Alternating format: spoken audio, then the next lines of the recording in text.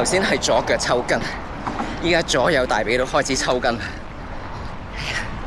要繼續跑落去。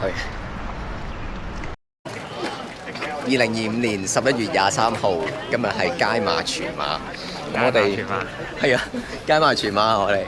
咁我哋依家行緊去起點嗰度啦。咁我哋去到起點嗰度先再做動態熱身咯。咁就轉頭再見。係話好專業啊！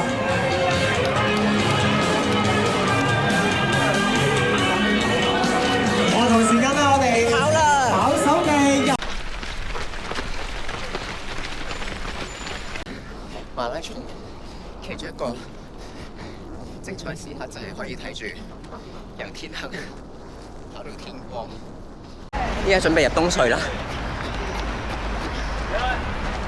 繼續跑。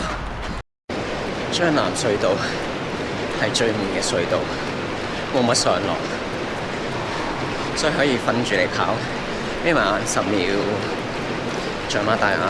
平時我跑運動場，去到直路冇乜人，我就係會咁樣跑，瞓住跑。加油！唔該晒，辛苦晒。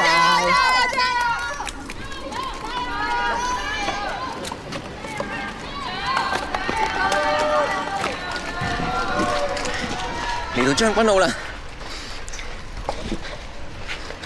依家跑咗17K， 跑咗時間係1個鐘頭37分鐘。28K， 左腳舊患開始痛，右腳大髀有少少抽筋跡象。希望仲 keep 到呢個 pacing 跑落去，去到啟德咯！依家跑咗36K， 跑咗3個鐘頭29分鐘，左右腳抽筋終於冇咁嚴重啦，繼續跑埋落去啦！依家跑咗37K 啦，就到啦！加油啊！最後200，左右4頭肌都仲係抽緊筋，頂埋佢啦！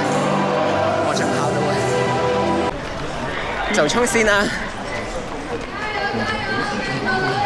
你哋全部都好犀利啊！